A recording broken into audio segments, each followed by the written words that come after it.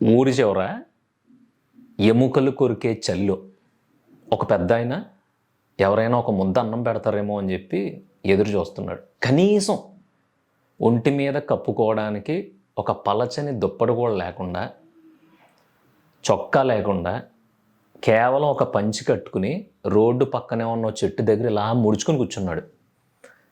కూర్చుంటే అట్నుంచి వెళ్ళి ఒక అతను కారులో వెళ్తా యూరిన్కి అని చెప్పి ఆగి ఆడెళ్ళి ఉచ్చ పోసుకుని వచ్చి చూసేసరికి షాక్ తిన్నాడు. ఇంత చలిలో నాకు ఉచ్చ కూడా రావట్లేదు, అసలు మనోడు ఇక్కడ ఎలా కూర్చున్నాడు ఏంటి పరిస్థితి అని జాలేసి దగ్గరికి వెళ్ళి మాట్లాడాడు.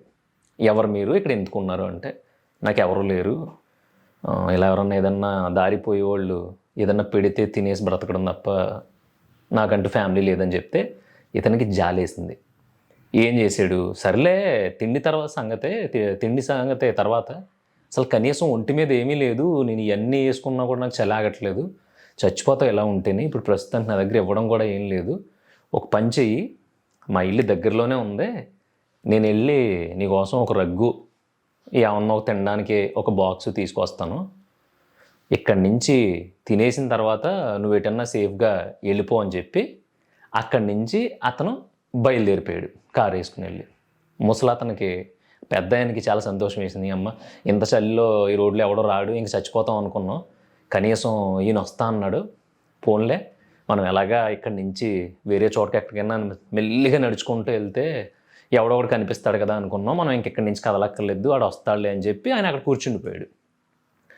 మనోడు కారు వేసుకుని ఇంటికి వెళ్ళాడు. ఇంటికి వెళ్ళిన వెంటనే ఇంట్లో భార్య ఏమో సతాయించింది, ఆఫీస్ నుంచి కాల్ వచ్చింది, ఇంకొక తలపోటు ఏదో వచ్చి పడింది, రకరకాల ప్రాబ్లమ్స్ అన్నీ టక ఫోన్ కాల్స్ అని ఇవన్నీ మీద పడ్డాయి. ఈ హడావిడిలో మనోడు ఇచ్చిన మాట మర్చిపోయాడు. ఊరి చివర ఒక పెద్ద ఆయన చూశాను, ఆ పెద్ద ఆయనకి ఒక రగ్గు తీసుకొచ్చేస్తా అన్న, ఒక ముద్ద అన్నం పెడతానన్నాడు, ఇదంతా మర్చిపోయి ఆ లావిడేమో శాడిస్ట్ అనమాట. ఇంకా దాంతో గొడవ పడి దాన్ని తిట్టి వీళ్ళిద్దరు కింద మీద పడి మొత్తం జుట్లు పీకేసుకుని అంతా అయ్యేసరికి ఆ సైక్లో జరిగింది మర్చిపోయి పనిలో పడిపోయి వదిలేశాడు. కట్ చేస్తే ఆ తర్వాత రోజు సాయంత్రం ఆఫీస్కో దేనికో వెళ్తూ ఉంటే అక్కడ ఎవరైతే పెద్ద ఆయన ఉన్నాడో ఆయన చచ్చిపోయి ఉన్నాడు, పడిపోయి ఉన్నాడు, వెళ్ళి లేపితే లెగట్లేదు. ఆ పక్కనే పొలం పని చేసుకుంటే ఆయన చూసి అన్నాడు, నిన్నటిదా బాగానే ఉన్నాడు, మామూలుగా అయితే సాయంత్రం మాటలు ఊళ్ళోకి వచ్చేస్తాడు, ఊళ్ళోకి వచ్చి ఏదో కాంతో దొరికితే తినేసి మళ్ళీ వచ్చి ఇక్కడే పడుకుంటాడు, కానీ నేను ఎవరో పెద్ద ఆయన ఏదో తెచ్చిస్తానన్నాడంట, ఇస్తానన్నాడు కదా అని చెప్పేసి అలా ఉండిపోయి చివరికి చచ్చిపోయాడు అని చెప్పేసరికి మనోడికి మెంటలు వచ్చేసిందంట. మెంటలు వచ్చేసి అమ్మ నిజమే కదా, నేనే తీసుకొచ్చేస్తా అన్నాను, ఎంత పని జరిగిపోయిందా అని అక్కడి నుంచి బుర్ర మనసు ఇంకోటి ఏదో అంటారు కదా, ఇవన్నీ మొత్తం ఆబ్సెంట్ అయిపోయి మనోడికి ఒక ట్రోమాలోకి వెళ్ళిపోయి ఇంటికి వెళ్ళి కూర్చుండిపోయాడంట. జీవితాంతం బాధపడతానే బ్రతికి ఈడు చచ్చిపోయాడు. సో ఈ కథ నేను రచించింది కాదు, నేను క్రియేట్ చేసింది కాదు. అట్లీ అని ఒక డైరెక్టర్ ఉన్నాడు, ఆయన ఒక టీవీ షోలో చెప్తే నిన్న చూశాను నేను, చాలా బాగా అనిపించింది నాకు. అసలు ఈ కథ ఎందుకు చెప్పావు, ఈ కథ ఎవరికి అవసరం అని నువ్వు అనుకోవచ్చేమో. ఈ కథ ప్రాక్టికల్గా నువ్వు ఆలోచిస్తే దీని వెనకాల ఒక అర్థం ఉంది. ఎప్పుడు మన కోసం ఎవడో ఒకడు వస్తాడు, మన కోసం ఎవడో ఒకడు మాట ఇచ్చాడు కదా, ఆడు మనకు చేసి పెడతానన్నాడు కదా, పలానా ఓడు మనకు తెలుసు కదా, నేను చూసుకుంటాను అన్న తర్వాత కూడా మనం వాడి మాట తప్పి మనం అనవసరంగా వేరే చూసుకోవడానికి వెళితే గనక అది కరెక్ట్ కాదు. వాళ్ళ మాట తీసేసినట్టు ఉంటుంది, వాళ్ళని అగౌరవపరిచినట్టు ఉంటుంది, వాళ్ళని ఎదవలు చేసినట్టు ఉంటుంది అని చెప్పి ఎవరో ఏదో చేస్తారని నుంచున్న ప్లేస్లోనే కనీసం నీ వంతుగా నువ్వు స్వయం కృషిగా ఏదో ఒక్క స్టెప్ కూడా వేయకుండా అలాగే ఉండిపోయావు అనుకో, ఇందాకడ కథలో ఆ పెద్ద ఆయన ప్రాణం పోయింది కదా, నీ కథలో నా కథలో జీవితాలు పోతాయి.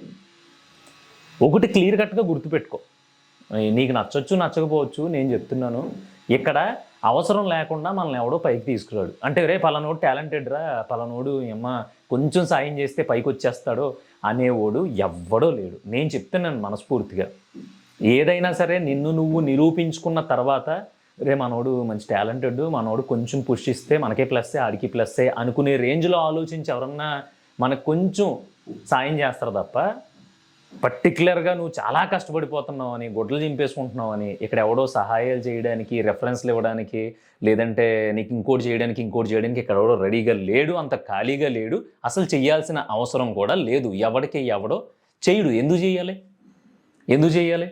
అసలు నువ్వు నీకొక హెల్ప్ చేస్తే, అంటే నీకొక జస్ట్ ఇలా చెయ్యందిస్తే నువ్వు గొప్పోడు అయిపోవడం అనటానికి ఏమన్నా రాసిస్తావు నువ్వు బాండ్? అలా లేదు కదా. అలా రోజు ఏదో టైంలో కొంత ఓపిక కూడగట్టుకుని ఊళ్ళోకి వెళ్ళి ఒక ముద్ద తినేసి వచ్చేసి అదే ప్లేస్లో పడుకునే పెద్ద ఆయన ఒకడు ఎవడో కారు వేసుకొచ్చి మాట ఇచ్చాడని చెప్పి ఎదురు చూస్తా తెలియకుండానే చలికి ప్రాణం పోయింది. ఆయన కావాలని ఏదో భీష్మించి కూర్చుని ఎదురు చూడాల, వస్తాడు కదా అనే హోప్ ఏదైతే ఉందో ఆ హోపు, రే నీ ప్రాణం పోతుందిరా అని చెప్పినా కూడా ఆ హోప్ మైండ్లో పెట్టేసుకోవడం వల్ల ఆయనకు అర్థం కాల. ఆ హోప్ లేకుండా ఇంకెవ్వడో రాడు, దీని అమ్మ జీవితం ఇంక మనమే ఉన్నాము, చచ్చినా బ్రతికినా సరే మన బతుకు పోరాటం మందే అని కానీ ఆ రోజు ఆ ముసలాయనికి అర్థమై ఉంటే పాగుతానో దేకుతానో నడుస్తానో ఏదో ఒకటి చేసి పక్కనే ఉన్న ఊళ్ళోకి వెళ్ళి ఒక ముద్ద తినేసి ఇంకొక 2 రోజులు ఎక్స్ట్రా బతికేవాడేమో, అట్లీస్ట్ ఇంకొక గంట ఎక్స్ట్రా బతికేవాడేమో. లేదంటే నిజంగానే ఊళ్ళో ఎవడో వాడి పాడేసిన ఏ టవలో ఇంకోటో దొరికితే అది కప్పుకుని ఇంకొక గంట, ఇంకొక 10 నిమిషాలు బతికేవాడేమో కదా. కనీసం కేవలం సొంత ఎఫర్ట్స్ ఎప్పుడు చచ్చిపోతాయి అంటే మనం ఒకడి మీద హోప్ పెట్టుకున్నప్పుడు. ఆడు ఫ్యామిలీ మెంబర్ అయినా సరే ఇక్కడ ఆశలు పెట్టుకుని ఆ ఆశలు పెట్టుకున్న తర్వాత ఆడి హ్యాండ్ ఇచ్చాడని అని తిట్టడం కరెక్ట్ కాదు. ఇక్కడ పెద్ద ఆయన్ని మీరు ఎక్కడే ఉండండి, నేను ఇంటికి వెళ్ళి బాక్స్ని రగ్గు తీసుకొస్తానని చెప్పాడు కదా, ఆడు మంచోడే. కానీ ఆడికి కొంపలో ఉన్న దరిద్రాలు, ఆడి కొంపలో ఉన్న గొడవలో, లేదంటే ఆడికుండే బర్డెన్స్ వల్ల ఆడు మర్చిపోయాడు. నువ్వు వాడిని బ్లేమ్ చేసి ఎలా కుదురుతుంది? ఆడు కుదరలేదు. ఆడు చేద్దాం అనుకున్నాడు, అట్లీస్ట్ చేద్దాం అనుకునే మంచి గుణం ఆడికి ఉంది, కానీ ఆడి పరిస్థితులు ఆడికి అనుకూలించలేదు, ఆడు చేయలేకపోయాడు.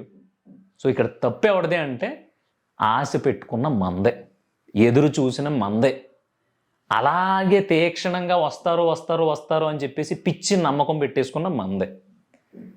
అందుకే చెప్తున్నా, ఇక్కడ ఎవడికి ఎదురొచ్చేసి కౌగిలించేసుకుని రెడ్ కార్పెట్లు వేసేసి ఒరే ఇంత టాలెంటెడ్ ఉన్నావేంట్రా నువ్వా అనరు. ఎగ్జాంపుల్కి గుకేష్ చెస్ ఛాంపియన్ అయ్యాడు. ఆయన గుకేష్ అని చెప్పి చెన్నైకి చెందిన అబ్బాయి వరల్డ్ ఛాంపియన్ అయ్యాడు చెస్లో. అంతకుముందు మనోడు ఎవరికి తెలియదు. అంతకుముందు మనోడు మ్యాచ్ ఆడి చిన్న కాంపిటీషన్లో గెలిచి వచ్చి లేదంటే ఓడిపోయి వచ్చినప్పుడు ఎవడో లేడు రైల్వే స్టేషన్లోని, లేదంటే అతను ఫ్లైట్ దిగుతున్నాడు అనగానే చెన్నై ఎయిర్పోర్ట్లో ఎవడో లేడు. కానీ కట్ చేస్తే మన వరల్డ్ ఛాంపియన్షిప్ కొట్టాడు, అతి చిన్న వయసులోనే ఎరక్కోట అవతల పాడేశాడు. ఇప్పుడు మనోడు మన భారతదేశానికి చెందిన ఒక 18 ఏళ్ల కుర్రోడు ప్రపంచ ఛాంపియన్ అని తెలియగానే చెన్నై ఎయిర్పోర్ట్కి ఒంటి మీద గొడ్డు ఉందో లేదో తెలియకుండా జనం ఎగబడిపోయారు. ఎందుకంటే ఆడు గెలిచాడు కాబట్టి. అదే గుకేష్ ఓడిపోయి అసలు అది న్యూస్లో రాకుండా ప్రపంచానికి తెలియకుండా ఆడి కష్టం వృధా అయిపోయి ఓడిపోయాడు అనుకో, ఆడు విపరీతంగా కష్టపడ్డాడు అయినా ఓడిపోయాడు అనుకో, ఆడు పడుకోకుండా దాని మీద ఎన్ని ప్రయోగాలు చేశాడు అన్ని ప్రయోగాలు చేశాడు అయినా సరే ఓడిపోయాడు అనుకో. ఇక్కడ ఎవడికి అవసరం? నువ్వు ఓడిపోతే ఎవడికి కావాలి? నువ్వు రాత్రి పగలు నిద్ర లేకుండా కష్టపడితే ఎవడికి కావాలి? ఇక్కడ ఎవరికి ఏదే అవసరంలా, గెలిచావా లేదా, ఇది ఒకటే అవసరం ఉంటుంది. అదే గుకేష్ ఈ అమ్మ మనల్ని ఓడిపోయినప్పుడు ఎవడో పట్టించుకోవట్లేదు కదా, ఎవడో ఒకడు పట్టించుకుంటాడో, మనల్ని ప్రపంచం గుర్తించినప్పుడే, లేదంటే మనకి ఏదైనా ఒక పెద్ద అవకాశం తగిలినప్పుడే మనం ఎక్స్ట్రీమ్గా కష్టపడదామని చెప్పేసి అక్కడే కూర్చుని ఎదురు చూసాడు అనుకో, ఈరోజు ఛాంపియన్ అవడం. ఈరోజే కదా, ఇప్పటికే అవడం. నేను ఈ కథను నేను ఎక్కడో విని నాకు నచ్చి మీకు చెప్పడానికి రీజన్ ఏంటంటే 198 మంది, మా అన్నయ్య ఉన్నాడు, మా పిన్న ఉంది, మా చిన్నాన్న ఉన్నాడు, మా పెద్దమ్మ ఉంది, బొంగు ఉంది, బోషానం ఉంది, తొక్క ఉంది, తోటకూర ఉంది, ఇవన్నీ సోది కబుర్లు చెప్పి ఆడి ఎవడి మీదో ఆశలు పెట్టేసుకుని అసలు ఈడి కనీసం ఏం చేయగలడనేది మర్చిపోయి, అరే మనకు మనం చేసుకుందాము, నీకు నువ్వే హెల్ప్ కదా, నీ కాళ్ళు చేతిలో ఉన్నాయి, ఆలోచించడానికి బుర్ర ఉంది, కూర్చుని ఓపిక్గా కష్టపడగలిగిన శక్తి ఉంది, ఇవన్నీ ఉన్న తర్వాత కూడా పెద్దమ్మ పిన్నమ్మ అన్న తొక్క తోటకూర వీళ్ళందరూ ఎందుకు నీకు? వాళ్ళకి 1,00,000 పనులు ఉంటాయి, వాళ్ళు బతుకు పోరాటాలు వాళ్ళకు ఉంటాయి, వాళ్ళు ముడ్డు కిందే 1,00,000 కష్టాలు ఉంటాయి. మరి ఆడి గురించి ఈడి గురించి నువ్వు ఎదురు చూస్తా ఇలాగా జాబిల్లి కోసం ఆకాశం అని ఓ ఉయ్యలు ఊగావు అనుకో, జాబిల్లి నువ్వే మిగులుతారు, చుట్టుపక్కల ఎవడో మిగలడు. ఇంకా అందుకని ఇంత డెప్త్గా ఆ కథ నేను తీసుకోవడానికి రీజన్ ఏంటంటే అది కథ కాదు, నీ లైఫ్లోని ఎప్పుడో జరిగే ఉంటుంది. మా చేస్తాను అన్నాడు రా, టక్కమని వదిలిపడదొబ్బాడు. అదేదో ముందు చెప్పేసి ఉంటే మన పని ఏదో మనం చేసుకుందాం కదా. ఇప్పుడు చూడు ఎంత టైం వేస్ట్ అయిపోయింది వాడి వల్ల. నిజంగా బోక్ అన్నారు కానీ నేను నమ్మలేదే, నిజంగానే ఎదవాడు అని చెప్పి అవతలో నువ్వు అనే ముందు ఫస్ట్ నిన్ను నువ్వు అనుకో. నువ్వు ఎదవ్వే, నువ్వు చేతగానోడివి. నీకు ఆ దిక్కుమాలిన హోప్ ఎక్కువైపోయి, ఆ దిక్కుమాలిన ఆశ ఎక్కువైపోయి, ఎవడో ఏదో చేసేస్తాడు మనకి, మనం వాడి దృష్టిలో మనకు ఆడికి మించి ఎవడు లేడు అని ఆశ పెట్టేసుకున్నందుకు నిన్ను నువ్వు పచ్చి బూతులు తిట్టుకో. అద్దంలో చూసుకోకపోయినా, అద్దం లేకపోయినా ఫ్రంట్ కెమెరా ఆన్ చేసుకుని ఉమ్మూసుకో. ఎందుకంత సీరియస్గా చెప్తున్నానంటే చాలా అవకాశాలు నువ్వు నీ చేతి దాకా వచ్చినట్లను కూడా ఆడు ఎవడో వస్తాడని చెప్పేసి నువ్వు వదిలేసు. మా ఫ్రెండ్ ఒకడు ఉన్నాడు, ఆడు అంతే. ఆడేదో ఎరగదీసి బీభత్సంగా చదివేస్తాడు. సరే ఆడు ఏం చేశాడు, ఒకళ్ళ దగ్గర సమ్వేర్ ఒక మంచి హయ్యర్ పొజిషన్కి వెళ్దాము, వేరే కంట్రీకి పంపిస్తాను అన్నాడని చెప్పి ఒక అతని దగ్గర వర్క్ చేయడం మొదలుపెట్టాడు. అతనేంటి ఇన్ని వాడుకు దొబ్బుతున్నాడు. ఆ విషయం నాకు అర్థమైంది. నేను ఆడికి ఒక రోజు కూర్చోబెట్టి చెప్పా, రే నిన్ను వాడుకు దొబ్బుతున్నాడు, ఆడి దగ్గర సంవత్సరం చేస్తే చాలు నువ్వు యూకే వెళ్ళిపోవచ్చు, ఆడు యూకే తీసుకెళ్తాడు పంపిస్తాడని చెప్పి ఆడు చెప్పిన పనల్లా నువ్వు చేస్తున్నావు కదా, ఆడి ఉద్యోగానికి సంబంధించింది కూడా నువ్వు చేసి పెడుతున్నావు కదా, పోన్లే ఇంకొక 3 సంవత్సరాలు లేట్ అవుతుంది, ఇంకో 2 సంవత్సరాలు లేట్ అవుతుంది, నీకు నువ్వే చేసుకుని ఓన్గా వెళ్ళొచ్చు కదరా, రేపు పొద్దున్న ఆడి హ్యాండ్ ఇస్తాడు అని చూస్తే అర్థమవుతుంది అంటే బొక్కలాగా నువ్వు అన్నీ ఇలాగే చెప్తావు. అదంతా కాదు, నీకు తెలిసేంటి, నేనా ఎక్కువ ట్రావెల్ చేసింది నువ్వా ఆయనతోని, గొప్పోడివే, నాకు మాట ఇచ్చాడు, ఇప్పుడు దాకా ఆయన హిస్టరీలో లేదు మాట తప్పడం అన్నాడు. కట్ చేస్తే ఏమైంది, ఆడు యూకే దొబ్బేశాడు. తర్వాత ఈయన బ్లాక్ చేశాడు, ఫోన్లో ఎత్తట్లా, మెసేజ్కి రిప్లై లేదు, మెయిల్కి రిప్లై లేదు, అంతా అయిపోయింది. వీడి సంఖ నాగితే మళ్ళీ ఒక 2 సంవత్సరాలు వెనక్కి వెళ్ళి మొదలు పెట్టాల్సి వచ్చింది. అక్కడ తప్పు వెళ్ళిపోయినోది కాదు, ఈ ఎదవది. ఎందుకంటే కనీసం ఆడికాడికి తెలియకపోయినా నాలాంటి ఎవడో పనికిమాలోడు వచ్చి చెప్పినప్పుడు వినాలి కదాడు. అంటే నా మాట వినమని కాదు, ఎందుకు ఆడి మీద డిపెండ్ అవ్వడం ఎందుకు, అంటే ఇంకా ఆప్షన్ లేదు ఈడు తప్ప అన్నా కూడా డిపెండ్ అవ్వకూడదు. ఎందుకంటే ఆ డిపెండెన్సీలోకి వెళ్ళిన తర్వాత 2 మిగులుతాయి. ఒకటి ఏంటంటే మనం ఏదైతే కోరుకుంటామో, ఏదైతే అది చేసి పెడతాడు అనుకుంటున్నామో అది చెయ్యకపోగా ఇన్ని రోజులు టైం వేస్ట్ అయిపోయింది, నేను మోసపోయాను, అయ్యయ్యో నన్ను మోసం చేశాడనే ఎక్స్ట్రా బాధలు ఒకటి. మళ్ళీ ఈ దిక్కుమాలన్నిటికీ కారణం ఎవడన్నా అంటే నువ్వు నేను. ఎందుకంటే నువ్వు నేను అని ఎవరన్నా చూడకుండా మన పని మనం వెళ్ళిపోయి ఏదైతే అదే అవుద్దని నడుచుకుంటూ పోయామనుకో అయిపోతుంది. అలా నడవకుండా అలాగే నుంచొని ఇప్పుడు బండి వస్తే బాగున్నాం, బండి వద్దులే కారు వస్తే కూర్చోవచ్చు, కారు అంటే ఏసీ ఉన్న కారు వస్తే బాగుంటుంది, ఇలాంటి తొక్కలో రీజన్స్ అన్నీ వెతుక్కుని ఒక దరిద్రమైన డిపెండెన్సీ మైండ్ సెట్తో అలాగే రోడ్డు పక్కన నుంచి ఇలా చూస్తూ ఉన్నాం అనుకో, సందరడిపోద్ది, చీకటడిపోద్ది, ఏదో ఒక పులు వచ్చి తిందొబ్బుతుంది. అదే నడిచేవనుకో అట్లీస్ట్ నువ్వు ఏ బండో లిఫ్ట్ ఇస్తే ఒక 10 కిలోమీటర్లు వెళ్ళగలవు, నడిచి వెళ్ళావు అనుకో 3 కిలోమీటర్లు వెళ్తావు. ఆ 3 కిలోమీటర్లలో నీకు ఏదోటి దొరకొచ్చేమో, లేదంటే నువ్వు నడుస్తే వెళ్ళడం చూసి ఎవడో ఒకటి వచ్చి ఆపి ఎక్కించుకెళ్ళొచ్చేమో. అవన్నీ వదిలేసే, ఫస్ట్ నువ్వు నడవాలంతే. నీ టార్గెట్ ఏంటి, ఎక్కడికో సమ్ పాయింట్ వెళ్ళాలి, నువ్వు నడిచేయి, నడుచుకుంటే వెళ్ళు. ఇక్కడ నుంచున్నంత మాత్రాన ఎవడో వచ్చి ఎక్కించుకుంటాడన్న గ్యారంటీ ఏంటి, రాసేస్తావు నువ్వు, నీకు తెలీదు. ఆ విషయం నీకు తెలియదని నీకు తెలుసు, కానీ దరిద్రం ఏంటంటే ఒక ఆశ. ఎవడో వచ్చేస్తాడు, లిఫ్ట్ ఇచ్చేస్తాడు, ఎక్కిచ్చేసుకుంటాడు, డ్రాప్ చేసేస్తాడు, మనం ఇంచక్క శుభ్రంగా మన కొవ్వు కరగకుండా మనం కావాల్సిన చోటుకి వెళ్ళిపోవచ్చు. ఈ మైండ్ సెట్ వదిలే.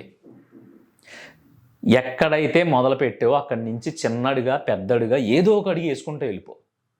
అన్నీ అనుకూలంగా ఉన్నాయనుకో, వచ్చి జాయిన్ అయ్యేవాడు జాయిన్ అవుతాడు, కలిసేవాడు కలుస్తాడు, దొబ్బేసేవాడు దొబ్బేస్తాడు. మనం మాత్రం అదే దారిలో ఒక రేంజ్లో ఒక స్పీడ్లో వెళ్ళిపోవడమే తాయితీగలాగా. ఆశ పెట్టుకున్నావా రేపొద్దున్న దానికి చాలా పెద్ద మూల్యం చెల్లించుకోవాల్సి ఉంటుంది. నేను నిజం చెప్తున్నా, నేను కూడా ఎక్స్పీరియన్స్ చేశాను. వాళ్ళు ఎవరో ఇది చేసేస్తారు మనకి అద్భుతంగా అని. దిల్ రాజు గారు కూడా మాట చెప్పారు మొన్న ఒక ఆడియో ఫంక్షన్లో, ఇక్కడ ఎవడిని ఎవడో లేపడో, ఎవడికి ఎవడో సాయం చేయడు, ఎవడి కోసం ఎవడో రాడు, ఫస్ట్ మీరేంటో ప్రూవ్ చేసుకున్న తర్వాత మీరు రావద్దన్నా సరే వాళ్ళే వస్తారు. ఎందుకు రావాలి అసలు వాళ్ళు పనులు మానుకుని, ఎవరి టైం ఆడుకుంటుంది, ఎవడి పని ఆడు చేసుకుంటూ ఉంటాడు, నువ్వు పిలిచిన వెంటనే వచ్చేయడానికి వాళ్ళందరూ ఖాళీగా ఉండరు కదా అన్నారు. అవును, అది కరెక్ట్. ఇప్పుడు రే మనోడు పిలిచాడురా వెళ్ళిపోవాలరా అని ఎప్పుడు అనిపిస్తుంది, ఆడు ఖాళీగా ఉండి ఆ టైంలో వాడికి అన్నీ అనుకూలంగా ఉండి నీకు దగ్గరలో ఉండి ఇవన్నీ జరిగినప్పుడు కదా నీ దగ్గరికి ఆడు వచ్చేది నువ్వు పిలవగానే. అంతేగాని ఆడు సీఎంతో మీటింగ్ ఉంది, ఒక 2 కోట్ల రూపాయల డీల్ ఉంది, లేదంటే ఒక ఇంటర్వ్యూకి వెళ్ళాలి, లేదంటే ఆడికి ఏదో ఇంపార్టెంట్ పని ఉంది, అదే టైంలో నువ్వు ఒక ఫంక్షనో లేదంటే నీకు పనికొచ్చే పనో పెట్టుకున్నావు, ఆ పనికి ఆడు కూడా వస్తే నీకు కొంచెం ఎక్స్ట్రా బెనిఫిట్ వస్తుందని నీ ఒపీనియన్. కానీ ఆ టైంలో ఖాళీ లేడు, ఆడు రాలేదు కదా అని ఎదవా ఆడేమన్నా చూడడో, ఆడి పైకి లాగడో కిందకి లాగడో ఎత్తడో కూర్చోబెట్టడు ఇవన్నీ నువ్వు అనేసుకుంటే దానికి ఆడు రెస్పాన్సిబుల్ ఎలా అవుతాడు? అది కుదరలేదు. రేపు పొద్దున్న నువ్వే ఉన్నావు, అరే హైదరాబాద్ అర్జెంటుగా రా, ఒక 10 లక్షల రూపాయల డీల్ ఉంది, నాకు 4 లక్షలు నీకు 4 లక్షలు అని నేను చెప్తాను. అదే టైంలో మీ సొంత కొడుకు బర్త్డే ఉంది, లేదంటే మీ అమ్మకి ఏదన్నా సమ్వేర్ ఒక ఏదో హాస్పిటల్లో ఏదో చూపించాలి, రెండిట్లు నువ్వు ఏం సెలెక్ట్ చేసుకుంటావు అంటే నేనైతే 4 లక్షల రూపాయల ఆప్షనే సెలెక్ట్ చేసుకుంటా. ఎందుకంటే ఈరోజు సాయంత్రం ఎక్కితే రేపు పొద్దున హైదరాబాద్లో దిగుతా, ఆ పని చూసేసుకుంటే ఆ తర్వాత రోజు నైట్ ఎక్కితే తర్వాత రోజు మార్నింగ్ దిగిపోతా, అయిపోయింది, నాకు 4 లక్షలు వస్తాయి, వచ్చిన తర్వాత వచ్చి పలకరిస్తే ఎలా ఉంది కొంచెం ఇది పరిస్థితి అని చెప్పి. ఇలా కాకుండా ఎమోషనల్గా వరస్ట్గా ఆలోచించేసి అబద్ధాలు చెప్పుకున్నావు ఇంకో నీకు నువ్వు అంటే, లేదు నేను మా ఫ్యామిలీకి ప్రియారిటీ ఇస్తా, లేదు నేను ఎప్పుడైనా సరే అటుపక్కే నిలబడతా ఇటుపక్కే నిలబడతా, ఇలాంటి కొటేషన్స్ వద్దు. ఆ రోజు నీకు అవసరం ఉందే అంటే నువ్వు నీ అవసరం కోసం పరిగెడతావు తప్ప ఎవరికో సాయం చేయాలంటే దానికోసం పరిగెట్టవు. అలా పరిగెట్టేవు అంటే అది నీ వరకు, దానికి ఏ పేరు పెట్టుకుంటావు నాకు తెలియదు, నేనైతే అలా పరిగెట్టను. ఎందుకంటే మనం రేపు పొద్దున్న బాగుంటే ఆటోమేటిక్గా మనం బాగానే ఆలోచిస్తాం కాబట్టి ఇంకొక 4-5 బాగానే ఉంటారు. అలా కాకుండా ఫస్ట్ నువ్వే దూరి దరిద్రాల్లోకి దూకుతానంటే ఎవడో ఏం చేయలేడు. ఈ హోల్ స్టోరీలో, ఈ బొక్కలో స్టోరీలో నీకు అర్థమైంది ఏంటి? కామెంట్ చేసి సరదాగా, ఏం లేదు కామెంట్ చేయి. కామెంట్ చేస్తే నేను చూస్తాను, నీకు అర్థమైందో లేదో నాకు అర్థం అవుద్ది ఫస్ట్. ఎందుకంటే నెక్స్ట్ టైం ఇంకా క్లారిటీగా చెప్పాలా, సరిపోతుందా లేదంటే ఇదేమన్నా నీకు ఉపయోగపడిందా నాకు తెలియాలి కదా. కానీ నేనైతే చెప్తున్నా, ఒక్కడనే అనుకుని బ్రతుకు, చాలా బాగా బ్రహ్మాండంగా బ్రతుకుతావు. అలా కాదు, ఎవడో వస్తాడో ఈడు నేను కలిసి వెళ్ళాలి, మనందరం వెళ్ళాలి, ఇలాంటి కాన్సెప్ట్లు పెట్టుకున్నావు అంటే నువ్వు వెళ్ళకపోగా నిన్ను చూసి ఆడు వెళ్ళైపోయాడు కదా మనం కూడా వెళ్ళలేమని చెప్పి ఇంకొకడు కూడా ఒక్కడు ఒంటరిగా వెళ్ళడానికి ధైర్యం చేయడు. తర్వాత నీ ఇష్టం.